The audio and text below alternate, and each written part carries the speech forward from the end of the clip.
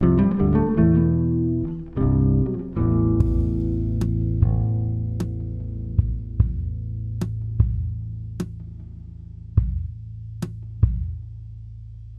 tout premier temps des temps de l'homme sur la terre, une croyance donnait au saumon le titre d'ancêtre primordial, le tout premier hôte des rivières. À ce titre, c'est avec une profonde dévotion que les pêcheurs, quand ils parvenaient à l'attraper l'un d'eux, ce qui n'était pas chose aisée avant que de tendre des filets de barrage au travers de la rivière, lui rendaient honneur avant que de s'en nourrir. Parmi ces pêcheurs, l'un des plus adroits à manier le harpon était sans conteste le brave Finn, un garçon qui avait appris les mystères de la nature, connaissait les secrets des plantes qui guérissent, savait déceler toutes les traces et les indices trahissant le passage d'un animal. S'il chassait, il ne le faisait que lorsque la faim et l'absence de baies, de racines et de fruits le poussaient à se retourner vers ses amis les bêtes.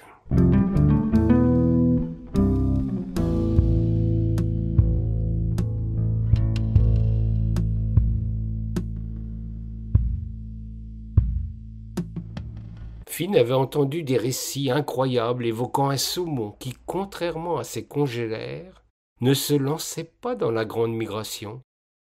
Il avait été repéré maintes fois dans la rivière en des saisons où seuls les jeunes, les tacons, vivaient dans nos régions. L'animal était de taille fabuleuse, paré de toutes les nuances de l'arc-en-ciel. Il était capable, d'après ceux qui avaient eu le bonheur d'admirer ce prodige, de bonds gigantesques. Finn, par vanité ou par orgueil, voulut attraper ce poisson qui hantait ses nuits.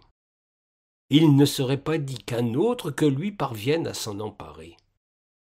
Il en faisait une question fondamentale, un point d'honneur qui tournait à l'obsession. Le garçon passait le plus clair de son temps à épier la rivière, et plus encore la confluence de la Loire et de la Bionne, là où, disait-on, le saumon venait manger les glands des chênes sacrés.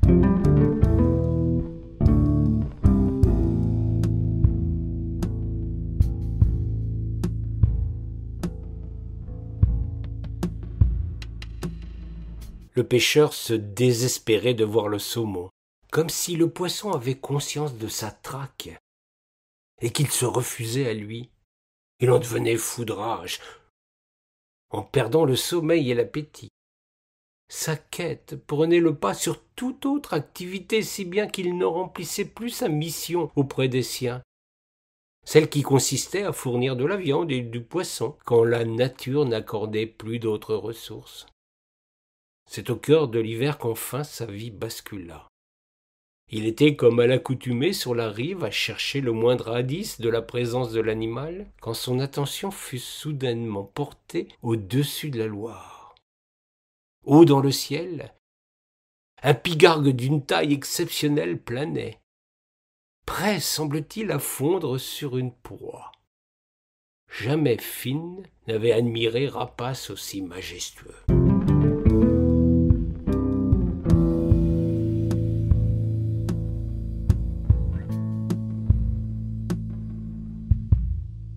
Soudain, l'aigle pêcheur piqua à la vitesse de l'éclair, plongea dans l'eau et en ressortit avec un somptueux saumon prisonnier de ses serres. Finn n'en crut pas ses yeux. L'oiseau allait s'emparer de son saumon sous son nez. Ce ne pouvait être que lui en cette saison qui n'était pas celle de la grande migration. Son sang ne fit qu'un tour. Il s'empara de son harpon et visa le rapace qui, alourdi par sa proie, peinait à ressortir de l'eau. Le trait fut fulgurant. La justesse de son lancer diabolique. Le harpon frappa l'oiseau à la base de ses pattes, assez pour lui faire lâcher sa prise, sans le blesser véritablement. Le saumon, d'un bond prodigieux, passa au-dessus de son prédateur. manière sans doute de lui signifier sa puissance retrouvée, tout autant que de le défier s'il voulait recommencer. Le pigargue n'en demanda pas plus.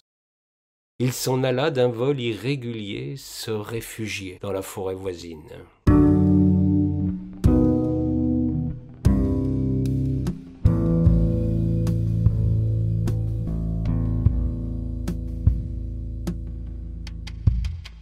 Finn n'avait plus de harpon. Il l'avait jeté si loin au milieu des flots que son arme partit, emportée par un courant violent. C'est alors que le saumon, grand seigneur, vint vers lui, fit devant son sauveteur des figures acrobatiques dignes des numéros de dauphins, artistes prisonniers dans des centres de loisirs. C'était sa manière de le remercier. Le pêcheur en fut ému aux larmes. Lui qui avait passé des années entières à ne penser qu'à tuer l'animal. Il en éprouvait un profond remords, tant ce qu'il voyait dépasser les plus grands prodiges qu'il avait pu observer dans la nature. Il n'était pourtant pas au bout de ses surprises.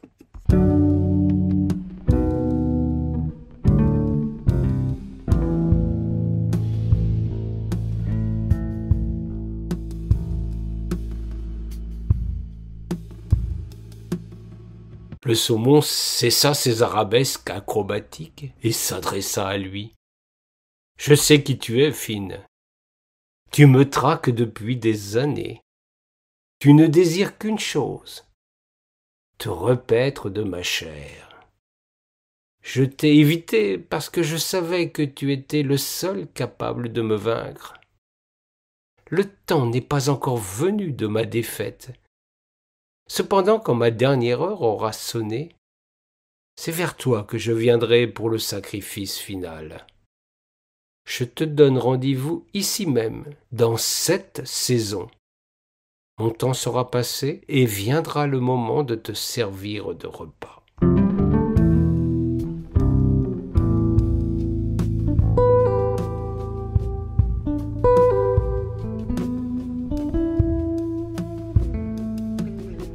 Finn n'en revenait pas. Le poisson fit alors un bond impressionnant, plus impressionnant que tous les autres, et disparut dans le courant. Ce jour, le garçon cessa de pêcher. Il se consacra à des tâches de transmission, d'éducation auprès des plus jeunes, même s'il se rendit compte bien vite qu'il ne disposait pas de la sapience des druides. 7 saisons plus tard, Finn vint à la confluence de la Bionne et de l'Iger. Il s'interrogeait sur la parole du saumon. Un comportement humain, en somme, quand on est suspicieux par expérience douloureuse. Il avait tort. Les animaux ne sont pas ainsi. Ni fourbes ni menteurs. Ils respectent la seule force qui les dirige, celle de l'instinct.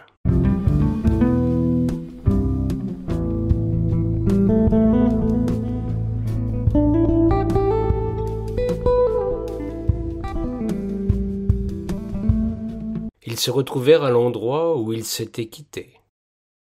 Le bel animal vint vers l'homme et s'adressa à lui. « Je te vois ici les mains nues. Ne pense pas que je vais m'offrir à toi sans lutter.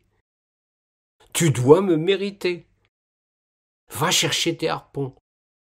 Tu devras me prendre par la ruse, la vitesse et l'adresse. Je désire un combat loyal dont chacun connaît les règles du jeu. Si je sors vainqueur, il en sera fini de ma promesse. Si tu gagnes, tu seras le seul à me manger. Acceptes-tu mes conditions ?» Finn, sans se l'avouer, vraiment fut enchanté de cette règle, d'un jeu qui était véritablement celui de la nature. Il promit, et affirma au saumon qu'il ne s'accordait qu'une seule possibilité de le tuer, en ne prenant qu'un harpon. La journée qui commençait serait celle d'une traque à la vie, à la mort entre eux, dans le plus pur esprit chevaleresque.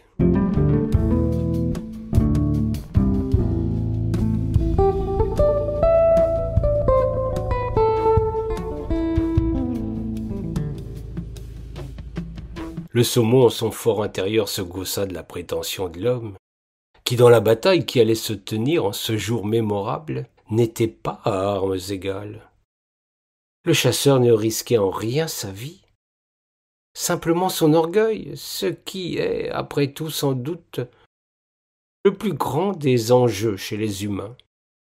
Il donna son assentiment et tous deux fixèrent le périmètre d'une joute qui pourrait débuter au lever du soleil jusqu'à son couchant.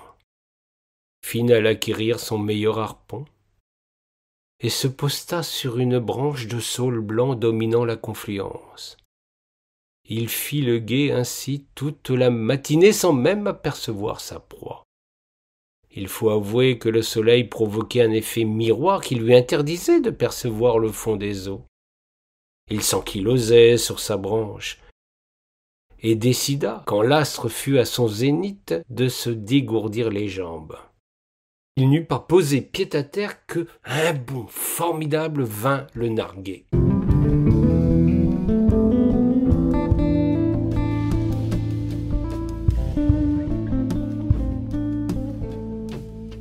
Il marcha le long de la rive, attendant les heures précédant le crépuscule pour se remettre sur sa vigie. L'homme savait qu'il n'aurait sans doute qu'une seule opportunité de vaincre. Il banda ses muscles, se figea et attendit. Il avait le corps dévoré par les courbatures. Il ne sentait plus ses jambes. Son dos lui brûlait. Soudain, alors que le soleil disparaissait dans un flamboiement de la rivière, il perçut un reflet, une brève brillance au fond de la Bionne. Finn lança le trait qui pénétra dans l'eau. Un nuage de sang marqua son triomphe. Il descendit de son inconfortable affût, sauta dans l'eau et s'empara du saumon agonisant.